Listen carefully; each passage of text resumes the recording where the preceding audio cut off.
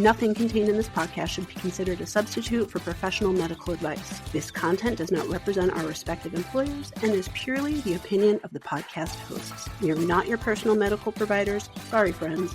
So, if you have concerns or are seeking a diagnosis or treatment, please seek individual advice from a healthcare provider in your area. We are not liable for any risks associated with acting upon the information contained in this podcast. This is intended for educational and entertainment purposes only, so enjoy the ride. Please drink responsibly and in moderation. Before drinking, please be sure to be of the legal drinking age for your country. We do not encourage the misuse of alcohol. Welcome to Medical Media Mixer, the perfect cocktail. I'm Nicole Peniston, psychologist. And I'm Tara Prisco, physician assistant. All right, we are batch recording for the new year. We are getting lots of stuff done today. What I did decide to do yesterday, instead of doing work that I should have, I did work, but I was like, well, I want to watch the newest / last season of Stranger Things, but I don't remember. So I went back and started watching everything. So I watched seasons 1 and 2 yesterday, and I just finished season 3 before we started recording. So okay, yeah, I got to watch the newest season. The last episode just came out on New Year's Eve, right? Yep. No, the husband and I need to sit down. I told you we're watching Pluribus. We have one more episode of that. So we will watch that. That could have some sort of a psychological tie-in. I'm sure it does. I'm not caught up. I think I'm like 3 episodes behind now because it's been a while since I started it. And you know what I just watched? Wait, what did I watch? And I was like, what is it called? Hold on. It's called a show that you're watching. I literally binged it when I didn't feel good the other day. Oh, Wayward. With Toni Collette. Yes. Did you watch? I've been seeing that. So, because I love Toni Collette. So, but the thing about like those reform schools, that's a whole thing. That's a whole thing. That was like cult plus reform schools sort of mixed together, that show. Yeah. But I don't know, a tie-in with reform schools, because that was well. And I watched Paris Hilton's documentary on her experience in the schools in Provo, which she's not alone in that. So that could be something covered in the future. Yeah, and there was some documentary I'd watched also on like some of these more intense ones. It was like one in upstate New York, I think. It's on Netflix. I also watched that one. So yeah, maybe we could do like a culmination episode of all that stuff. Yeah, because there's some crazy stuff with that, like cuckoo. Oh my goodness. Throw it up, put it on the list. I know. I have my list on my phone. I have to add as our list on the Yes, I have stuff on my phone too that I haven't put on the big list, so I'll have to do that. Yeah, I've been trying to soak in as many ideas as possible, but then I get so far ahead of myself that I forget by the time I get there. I'm like, what did I write here? What was I thinking? Well, I think it's the first 3. No, the first 2 of my the first 3 of my first 4 episodes for this year are about books, because I was like, I barely did any books last year. Right. I've got some books I already read. I have some books that I read in preparation. So I was like trying to do more books. I literally just do not have the time for it. And it's been very hard. So there's one more book that I'm in the middle of, and it's going to be a struggle to finish it on time for when I want to record it, but I will do my very best. If not, I'll just cover what I did read. Okay. Right. Exactly. One of the ones I have on here, I read the book, but there's a TV series coming out. So it depends. Yes, I saw that note. It depends if they drop the whole series or they do it like weekly, where I'll place it, because I want to watch that and then also talk about the book, because I'm curious if they take a more modern take, because the books were in the early 90s and there's some definitely cringy things in there. Yeah. We'll get to at that time. So I'm like I said, I'm curious if the show does a more modern take or if it really does act like it's back in the early 90s. Either way, there's something to be said for it. Oh, yeah. But you'll see when I get into some of this stuff. Yeah. So that's that one. I'm looking back. We got a lot coming. We do. I finally put Chernobyl on the list. I saw. We've been teasing Chernobyl for literally like 6 to 8 months. Oh, my God. Did you see? I put for episode 61. That was just a random thought popped into my head. You have to see what it is. It's a song. I did not, but now I'm going to go Just look. be ready, people. There's just some random stuff that popped into my head, and I was like, ooh. Oh, yeah. I like kind of skimmed over that. And I was like, I don't know, but okay, that's your episode. I'll listen. I'll react. I didn't want to read too much because I want it to be like genuine when you're covering it. Exactly. So, but I was exactly. like, huh? Okay. Yeah, we got a lot. We got a lot coming. All right. So what are we doing today? What are we drinking today? What are we doing today? So today, the name of my cocktail is actually not a spoiler, Okay. which is a record for me because most of mine are pretty direct in what I'm talking about. And my next one will not be as vague as this one. But the name of my cocktail is called the Quad. It is 1.5 ounces of orange vodka. This calls for Kettle One. I think I had Smirnoff. I just used, whatever orange vodka I could find. 2/3 of an ounce of Cointreau or other triple sec liqueur. 1/4 of an ounce of Italian red bitter liqueur. I use Campari, but you can use, anything similar to that. And then it says 5/6 of an ounce of orange juice. 5/6. Girl, I don't have time to freshly squeeze 5/6 of an ounce. It's essentially almost the top. A splash. Yeah. Well, 5, and then 6, yeah. And then what worked in my favor was I was using, bottled orange juice. And then when I opened my shaker, I spilled about 1/4 of my drink. Oh, so nice. I just added more orange juice to it. There you go. So it looks very pretty. It's a very orangey hue, if you can Cute. see it here. Got it in my Nice. coupe glass. And basically you toss all those ingredients into a shaker with ice, shake until chilled, strain into the coupe glass. You're supposed to put an orange twist. I don't have one. Ain't nobody got time for that. It's okay. You can make it pretty with an orange twist. If not, it's still going to taste the same. So I need to get some of those dried citrus things. And it's funny you say that because I do have dried orange downstairs and I totally forgot about it until you just said it.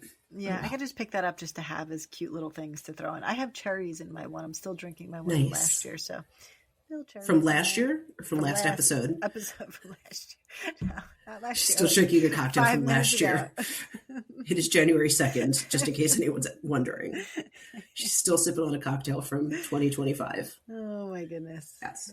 So as I said, my cocktail is called the Quad, and I took a sip. That was my pause. I'm going to be talking about a book today that I don't know how it popped up on my Amazon, but it did very randomly. I was not at all searching for books. But the title of the book is called Girls and Their Monsters, The Ghanaian Quadruplets and the Making of Madness in America. So that title alone, I was like, I need to read this, WTF. And then it probably was in my Amazon list or cart for quite some time before I actually did purchase it. But then I bought it a couple months ago, bought it back in September and read it. And I was like, I'm going to cover this on the podcast because it is fascinating. So first we'll go into summarizing the book and then we'll kind of talk more about the psychological aspects of it. But the story kind of goes back and forth in time.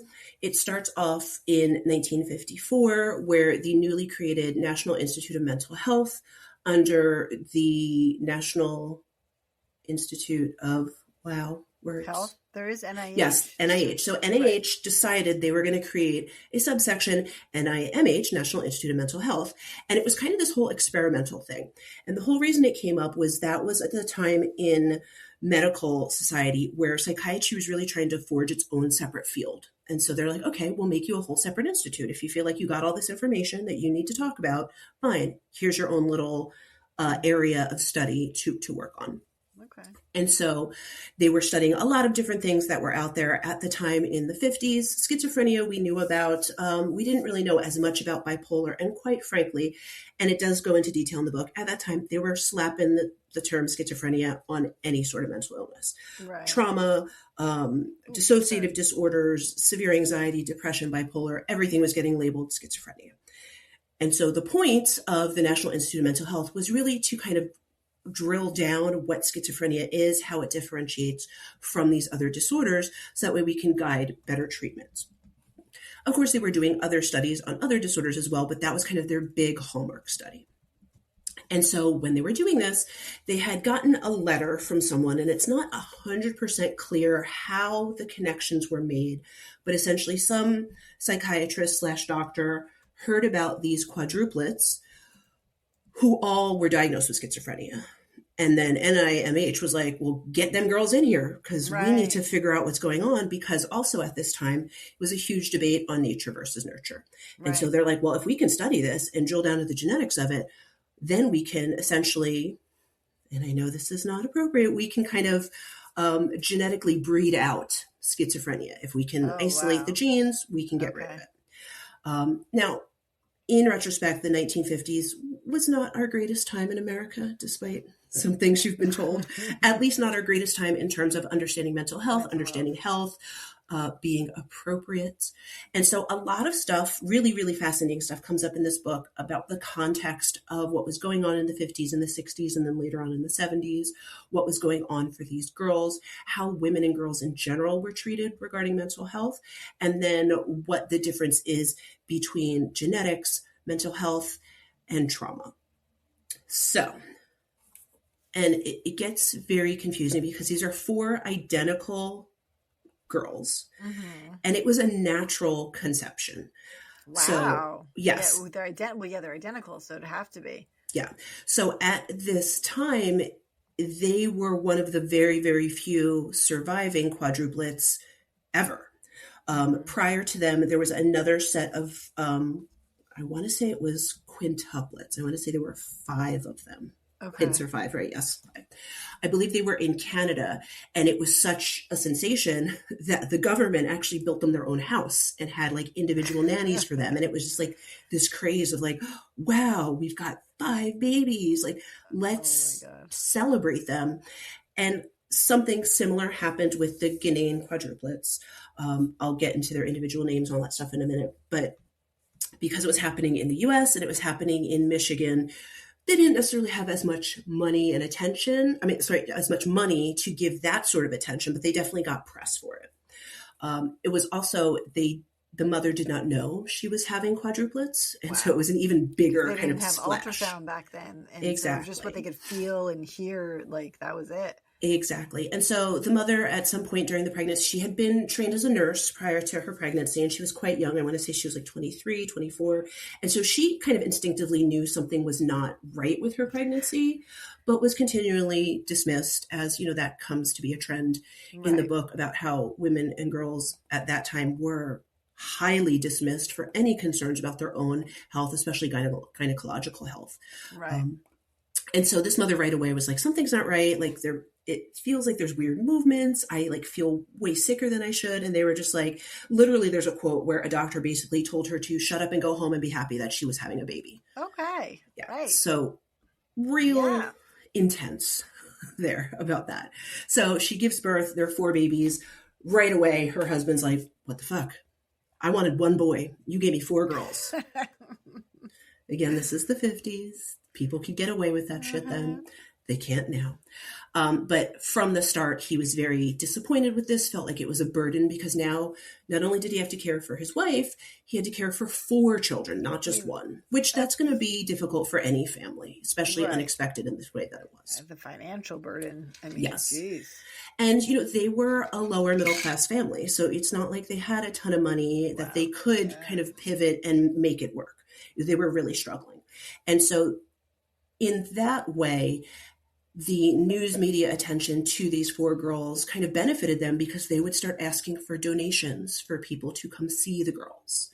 And so it sounds a little bit like they're pimping out their kids. I don't think it wasn't necessarily that gross of an intention, but it was like, how are we going to pay for these 4 babies? Everybody wants to see them. Hey, let's charge money for people to, come and take pictures of them, or to interview the mom, or, and this was like newspapers, like city councilmen, like everybody wanted to see these 4 girls. Yeah. So right from the start, literally right out the box, they were a sensation for everyone. And the family was really struggling. And so to their credits, ? They were pretty attractive little babies and little girls. So that also helped, because everybody loves a cute baby. Of course. I'm just going to leave it at that. We just know not every baby's a cute baby. And these were cute babies. And so very, very early on, their mother essentially kind of turned them into the Von Trapp family singers. And they had like a little singing entertainment group. Oh my goodness. And when I say very early on, I mean like by 2 and 3. They were traveling the This is country. like Gypsy Rose. Yes. Right. Yes. So very, very young, basically from the time that, they could speak and learn basic things. They were taught songs and singing and little dance routines and would all have little matching outfits. And they'd already been such a sensation that, of course, now when they're traveling, people are going to go and pay money to go see them. But these are still little girls. And for context, maybe you can speak to this, when you have identical quadruplets, what is the likelihood that all four of them are very healthy? Right. Oh, well, no. Especially without the appropriate prenatal care, knowing that there were quads, no. Back in the 50s. Yeah, they're going to be underweight for sure, but the risk also after birth of brain bleeds and, cerebral palsy and lung issues and all of that. And usually their birth weights, a combined birth weight, isn't going to be that much. So they're all going to be 2-3 pounds when they're born, probably less than 4. Yeah. And so I don't have all of those exact statistics. It's definitely in the book, but I do know that of the 4 girls, there was definitely one who was a bit smaller, a bit slower cognitively, just couldn't really keep up with the others.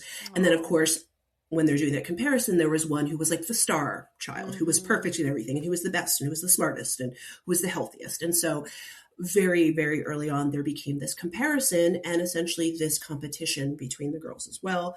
They kind of allude to them splitting off to, the 2 better ones and the 2 lesser ones, and the 2 of them kind of sticking together, but also very early on. And again, this was a different time, a different place. People didn't know differently. They were collectively called the girls. Now, they did have individual names, but they kind of all assumed one identity, one united identity, which is going to be very difficult later on in life when you need to differentiate because you have to, because now you're older and you want to get married or you want to, go get jobs, not knowing how to be your own individual person. From the start, they really didn't have that differentiation. Right. Which again, at that time, we didn't necessarily know that. And I believe at one point, even one doctor kind of advises that they let them be kind of this unified unit because they'll always have each other. Which I feel like there's a whole different episode, a whole area of research that we could do about talking about twins and multiples and how it is a different psychology and a different life experience. But I think there's a lot of stuff that happens that didn't necessarily need to happen had they been able to be their own individual girls. But even from their given birth names, they're kind of like marketed, unfortunately. So the hospital that they were born in, each girl was named for one initial of the hospital. Because it was like a 4-named hospital or whatever. So they each had names for like all of those. So I'm trying to find their individual names. And it was very hard for me as I'm reading it because they're at the point where the book was written, and the research was being done, all 4 were alive. And then by the end of the book, only one of them is still surviving. So there's a lot of back and forth about one talking about the other or talking about their individual experiences versus shared experiences. So it can be kind of tricky to keep them separate. But I also feel like that was their experience where they weren't separated. So even though it was hard to understand, that was what their life was. So the Ghanaian quadruplets, that was actually a pseudonym. That was not their real name. Their birth last name was Morlock. But when they were given the pseudonym, as per the NIMH research, they were also given names that started with each letter of NIMH. So it was Nora, Iris, Myra, and Hester. I believe their real names were Sarah. It's hard to find them. It's listed in the book, but it's not necessarily like easy to find public information, but it is out there if you really search for it. Actually, I think I have. So one of the 4 sisters, I believe, Helen. So she is the oldest surviving. She passed in 2003, but she was the oldest surviving. She was the Guinness Book of World Records oldest surviving of an identical quadruplet at that time. So they performed tap dance and comedy routines in the 1930s and 1940s. Their real names were Edna, Wilma, Sarah, and Helen. And I forget the name of the hospital. But initially, for some time, they were known as baby A, B, C, and D. So, yeah. And they were in the Guinness Book of World Records for one of the earliest documented cases of naturally conceived identical quadruplets in the United States. Yeah, it's still rare. Because Yeah, that's it is. literally Yeah. one embryo splitting into 4. That's extremely rare. And it obviously at that time, there was no intention for that to happen through like IVF or things like that. It was just natural. So the Wilma died in 2022. Helen died in 2003 at the age of 73. Edna died in 2015 at the age of 84. And Sarah died on 2025 at the age of 95. So Sarah is the one who is basically kind of narrating the whole book at the end. And there have been multiple books written on them. One is called The Morlock Quadruplets, The Alphabet Sisters, because of what we just talked about. Mm-hmm. And there are several documented NIMH studies regarding them. So what I'm going to get into is, there's a lot of information here. I'm trying to like drill it down. My episode is not going to be as short as yours. No, that's okay. Yes. So the pseudonym Ghislaine derives from the Greek, meaning dire birth. Mm-hmm. So that's fun. They're really just giving them all the great names. So they became local celebrities. As I said, they had like an entertainment group. They all grew up with their parents in the same household, and their parents were described as disturbed in the NIMH studies. The book gives a little bit more context for that. So the father is assumed, although not formally diagnosed, but assumed to have schizophrenia. He had multiple violent outbursts throughout his life. Definitely had some fringe, and this is for the 50s. So for him to have fringe racial ideas in the 50s means it was real special. It was back real, then. Real Yes. extra.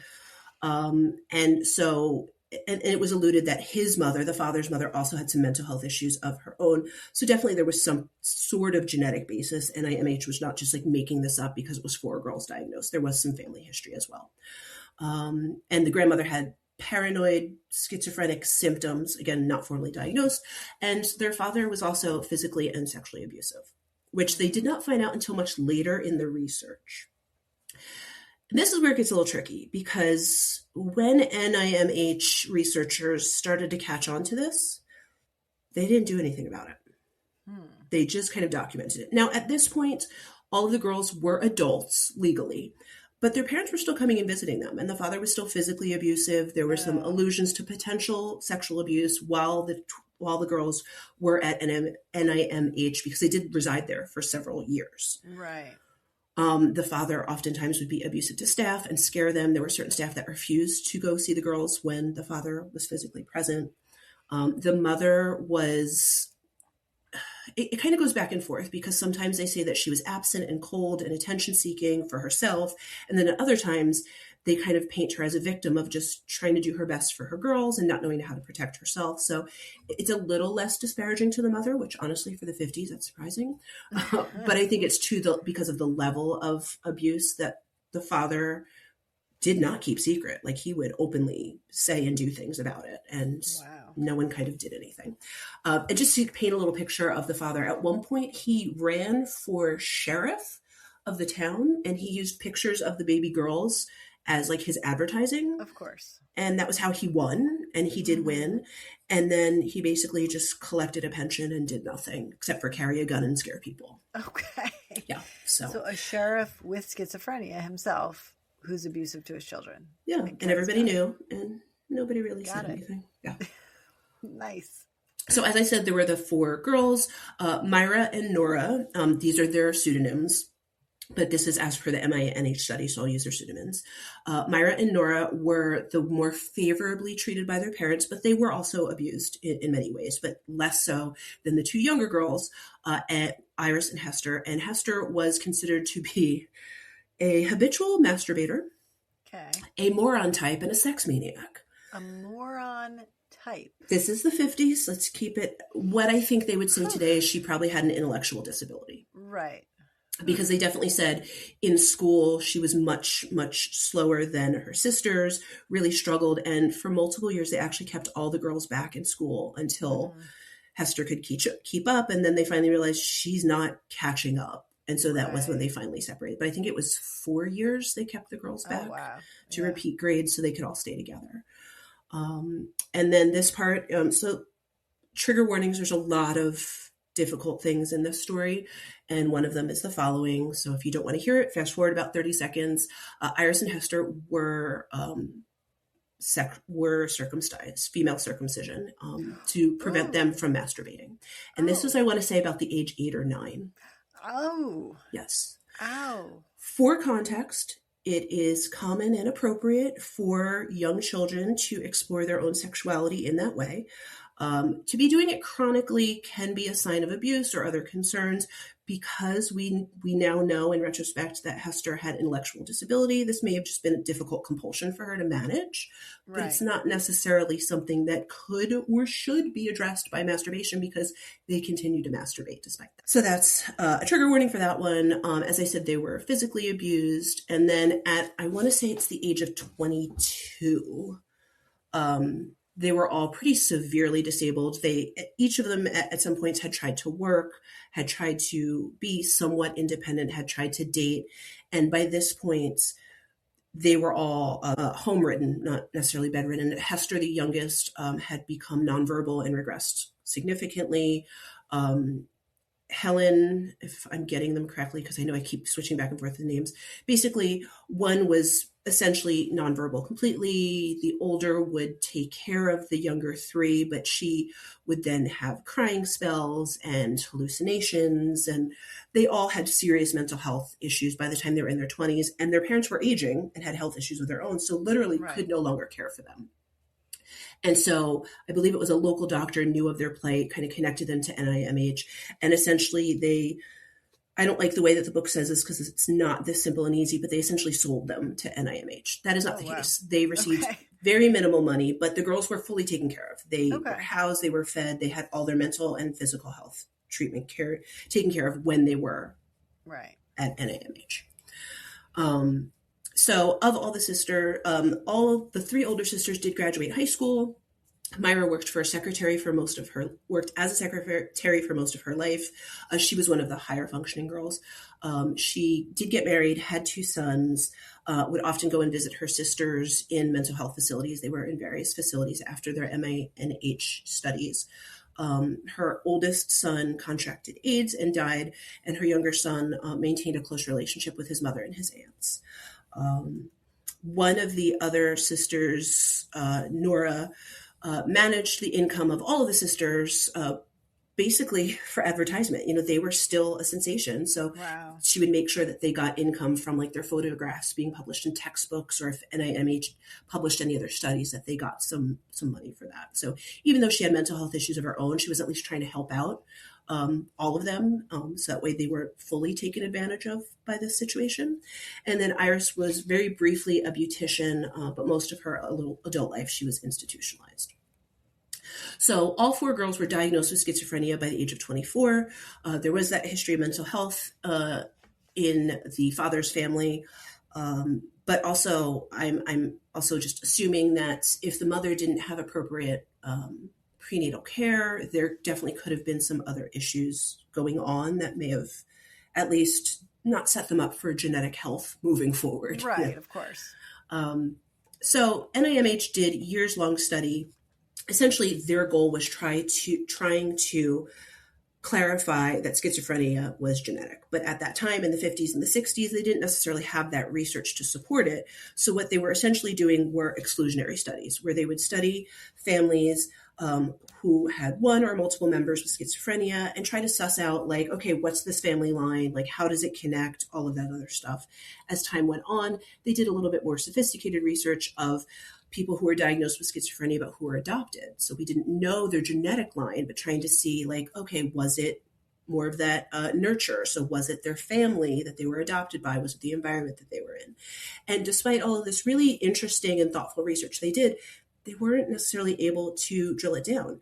They were able to find some genetic tendencies towards schizophrenia, but they couldn't isolate it to specific genes that were causing it. They couldn't isolate it to specific family members, so it's not necessarily genetically loaded on like an X or Y chromosome. And so even though they were finding some of that foundation that there is a genetic basis, essentially what they came to say, not so publicly because they didn't want to, because it wasn't their goal, was that there's multiple factors that can cause schizophrenia. Right. And so as we know it currently, that people can have a disposition, but depending on lots of other factors in your life, including environment, it may or may not be expressed. Right. So there's another, I'm sure you've probably read the book Hidden Valley Road. Have you? I watched the series. I did not read the book. Okay. Yeah. So I read the book. I don't think I watched the series. I should. But that's, I mean, a similar circumstance. They had 12 children and Yes. 6 had schizophrenia. And that, I think they were born in the late 40s and then into the 50s. And in the 70s is really when the research started for them. Yes. Yeah. But it was also showing it was a mixture of that genetic link, but there was also a lot of family trauma. Yeah. Right. Yeah. And so that's essentially what comes up. Some other really interesting things that come up in the book that, if I'm being 100% honest, were very uncomfortable to read, but I also think it gives you context and understanding of what was going on. At the time where they were traveling and performing, one of the most popular performers was Shirley Temple. Oh, yeah. And with the lens that we have now in 2026, looking back, Shirley Temple was a highly sexualized little girl. Very short skirts. Every film that she was in, it was a little bit of flirtation. It was always with older men. Sometimes it was with African-American men. And at that time, unfortunately, in the 50s and the 60s, there was this idea that African-American men were sexual animals and very aggressive.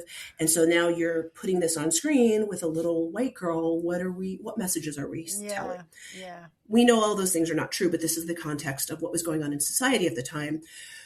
So it kind of alludes to that it is highly likely that the girls were also, if not sexually abused when they were performing, were definitely sexually objectified. Right, of course. And so that's really uncomfortable to think about, but it is the reality of what was going on at the time. And so they're trying to use that as like part of the context, part of the trauma that they endured, shaping their later relationships, because 2 of the 4 girls had severe paranoia about men and sexuality. Now, we don't know if that's directly related to that or the abuse from their father or other things. On multiple occasions, many of the girls had either attempted or full sexual assaults by employers, by other men in the community, which unfortunately was something that happened at the time. So they were definitely not alone in that, but knowing that they already had some mental health issues going on definitely left them susceptible to that type of abuse. So that comes up in the book. There's also some really, really interesting research interesting allusions to the research and how it connects to racism and how there was a focus on, protecting white people and especially white women and white girls and preserving their health and their mental health.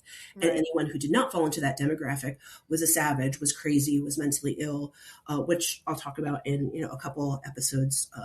I'm reading a different book that looks at racism and mental health as well, back in the 50s and the 60s and earlier than that. But there's a lot of really intriguing things that come up in the book that talk about that type of stuff.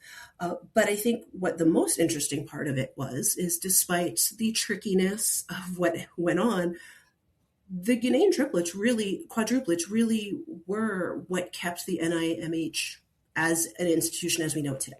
Huh.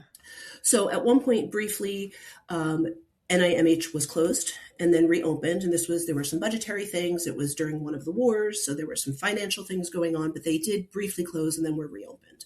So despite what went on, the research that these girls endured really did help establish mental health research and treatment as we know it today. And so you're probably saying, what kind of research did they do? A lot of it was just observation, watching them do cognitive tests and tracking their performance over years. There really was no change in IQ, which we know that tends to be what happens. Yeah, right. It's stable in your late teenage years, early 20s, and it really shouldn't change unless there's some sort of brain injury or major illness or things like that. There was a slight decline in IQ, which we can see in neurodegenerative disorders, which schizophrenia can cause degeneration in the brain, especially the ventricles enlargen over time. So then that's going to cause some damage and can cause some reduction in IQ. But this is also as they're aging. So there's also a somewhat of a drift as you get older as well. So, that research, even though they were tracking it, it's good to see, but it didn't really tell us something we didn't already know. It did give a lot of insight, though, into the role of trauma, into the role of societal trauma. So the way that they were objectified, the way that they felt that society felt like they owned them or were owed something by these girls, the way that National Institute of Mental Health felt like they owned them and were owed something by these girls, and how that took away their autonomy, their individuality. And if you don't have autonomy and individuality, what does that mean for your mental health? Who are you as a person? How do you know who you are?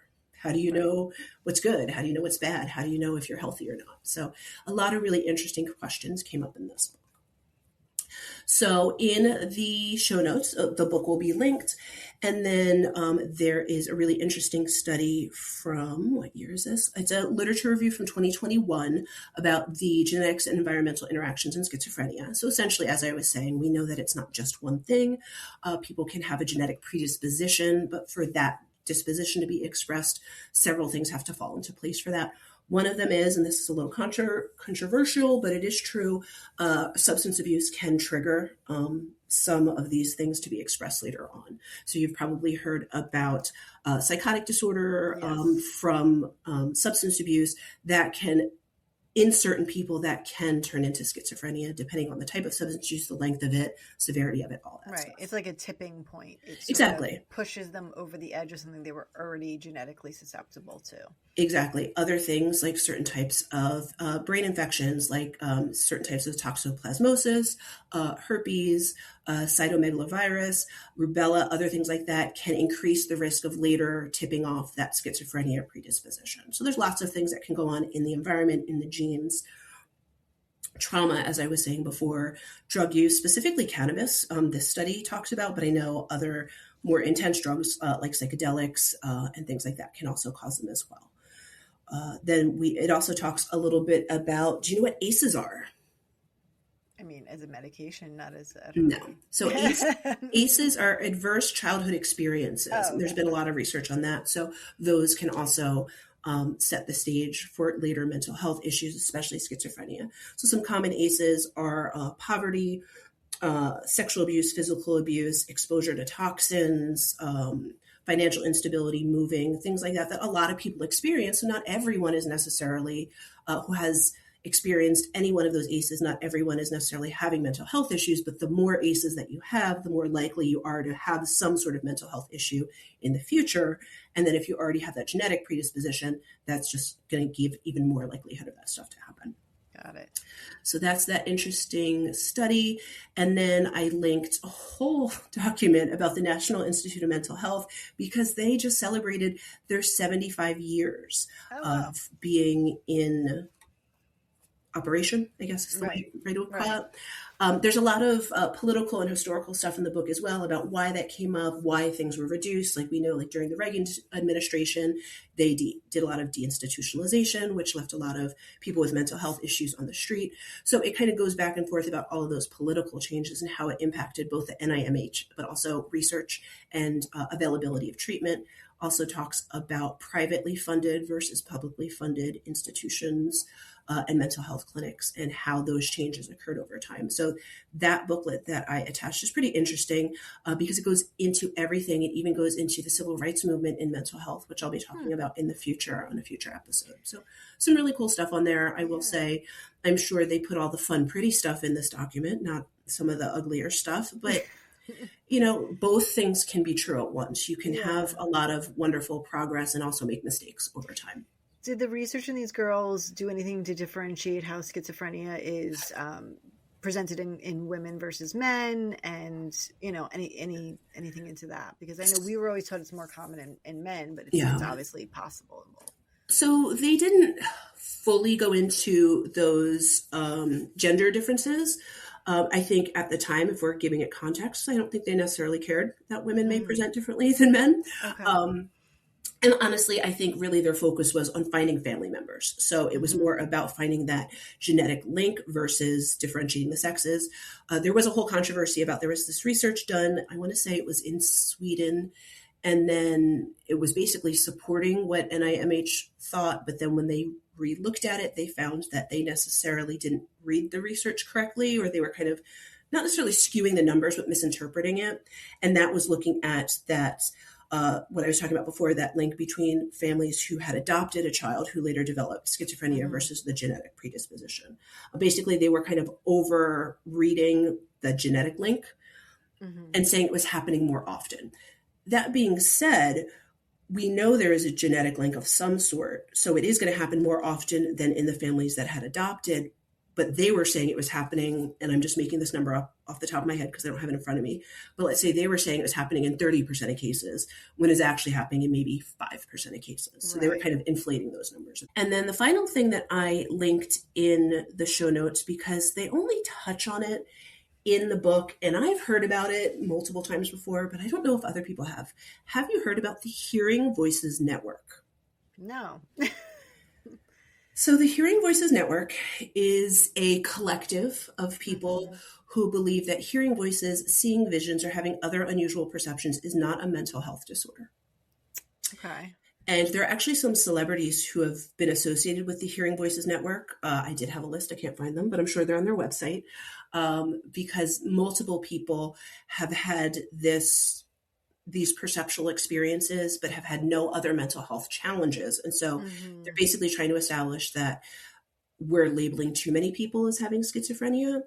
But if we're truly following the DSM-5 criteria, it's not just hallucinations, delusions, all those sorts of things. Impact their functioning, their Exactly. life. It has to cause significant impairment in social, occupational, personal functioning.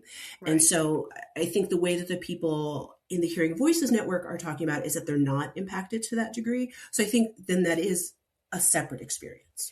Is this something that falls into sort of parapsychology and the unknown and psychics and all that stuff? Sort of, but not really. So what they're talking about, people are saying, I'm seeing and hearing things that aren't there. And they're unusual sensory experiences. Okay. But they're not necessarily saying where they're coming from. And so I think there's probably a split in that community of, it's, parapsychology, it's, supernatural, there's probably a split in where it's coming from. They're basically just saying that they want to create a respectful and empowering space for people who have these unusual sensory experiences and to take the stigma out of it. Okay. And so on their website, it says statistics vary, but somewhere between 3 to 10% of the population have experiences, increasing to about 75% if you include one-off experiences. And the example they give, as a psychologist, makes me cringe a little, but I'm just reading what they say. It says, hearing someone call your name out loud. Okay. Every single person I know has heard their name called out loud, and it has not occurred.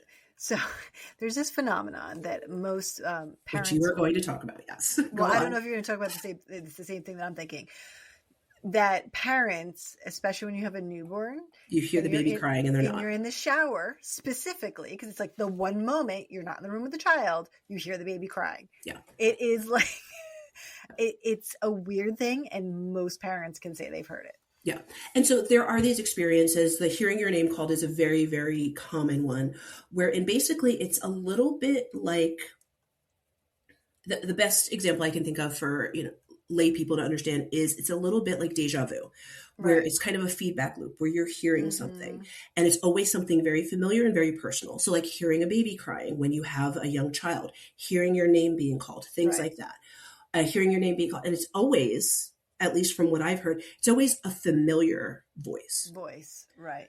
The experience of schizophrenia is typically not that, like, in both of those situations, like your name being called or hearing a baby crying, it's not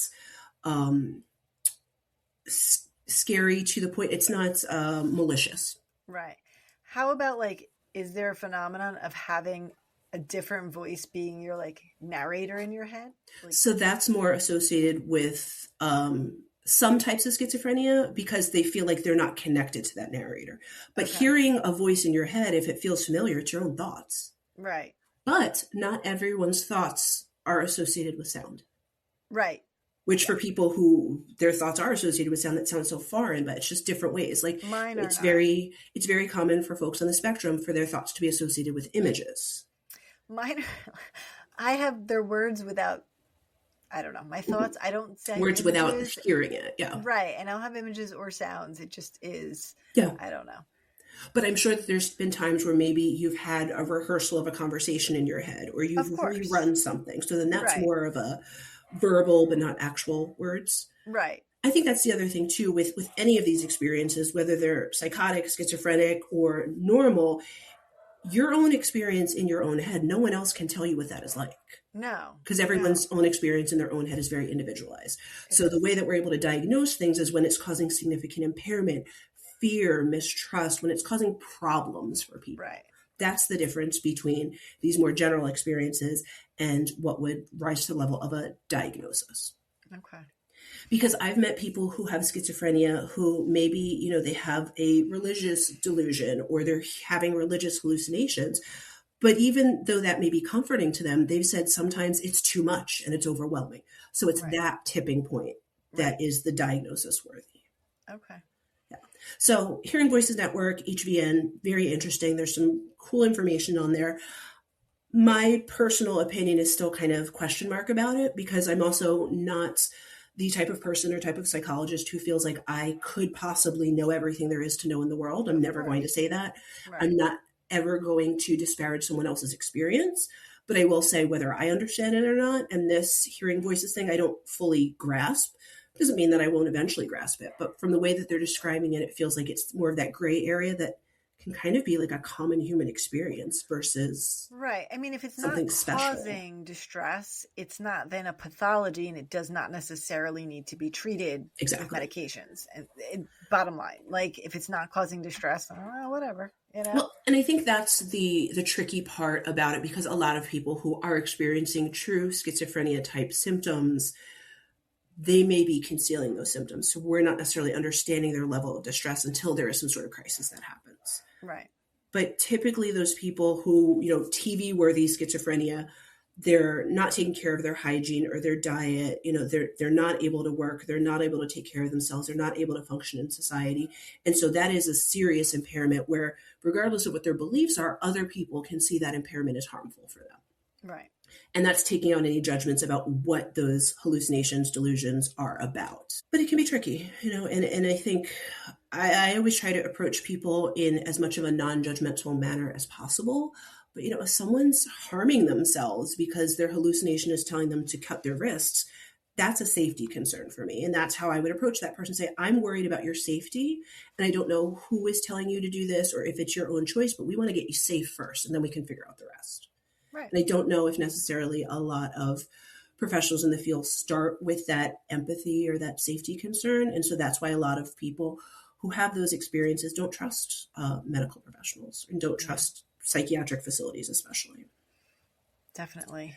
There's so much more on schizophrenia, and I'm sure it's going to come up in so many different things. So this is like one, you know, version of it, talking about just the research that led to things. But I think it's such an interesting thing. The mind is amazing, and it can create all kinds of things in positive ways and not so positive ways, you know, but yes. It's interesting. I just found the famous people. I knew there was one that like you would know. Anthony Hopkins says that he is part of the Hearing Voices Network. Is he? Yes. He's also like a serial killer as an actor. So I was going to say, he's not an actual serial killer.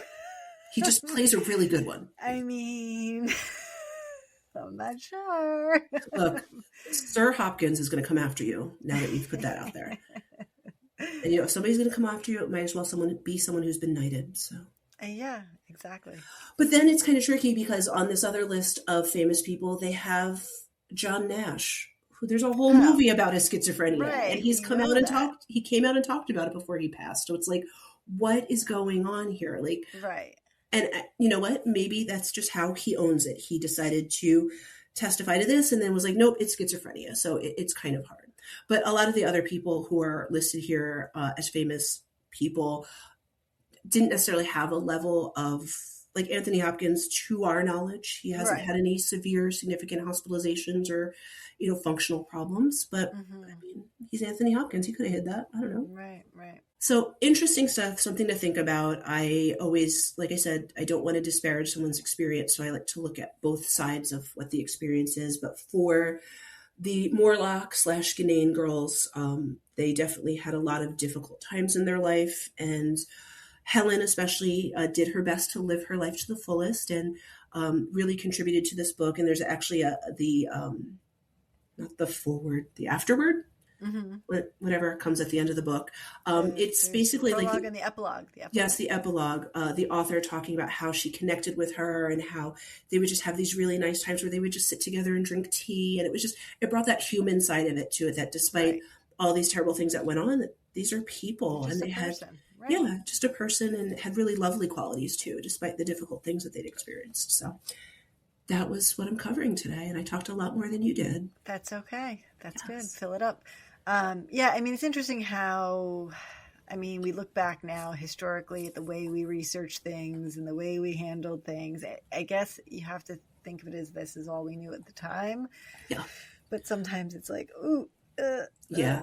Well, and I would be remiss. I didn't talk too much about one of the head researchers, and I'm blanking on his name, so I'm a bad person, but they did say that he truly did care for these girls and their family. And even after he ended up having to retire early due to what they believe was Alzheimer's. He was in denial about it. But, he would go and visit their parents and go and visit them when they were living out in the community, and really did truly care about them, to the point where his children essentially were raised like knowing that these women were kind of part of the family, even though they weren't related.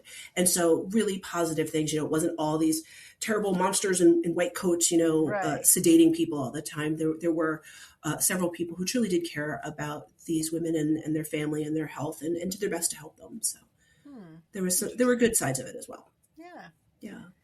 All right. Good stuff. Yes. All right. So thank you for listening to Medical Media Mixer. The perfect cocktail. Cheers. Here's my drink. I got nothing but left. Nothing but juice. Thanks for tuning in to this episode of the Medical Media Mixer podcast. If you enjoyed the conversation, don't forget to subscribe, rate, and review us on your favorite podcast platform. Your support helps others find the show. Want to keep the conversation going? Follow us on social media. We're at Medical Media Mixer Podcast on Instagram, Facebook, TikTok, YouTube, and on Pinterest, the Medical Media Mixer board. If you'd like to support the show and help us grow, check us out on Patreon. Patreon.com/Medical Media Mixer Podcast. And on Buy Me a Coffee, buymeacoffee.com/Medical Media Mixer Podcast. If you have a topic idea, feedback, or just want to say hi, send us an email at medicalmediamixer@gmail.com. You can also stream all of our episodes and find more info on our website, medicalmediamixer.podbean.com. We're available on all major podcast platforms, so no matter where you listen, we're there. Thanks again for listening, and until next time, keep mixing medicine and media.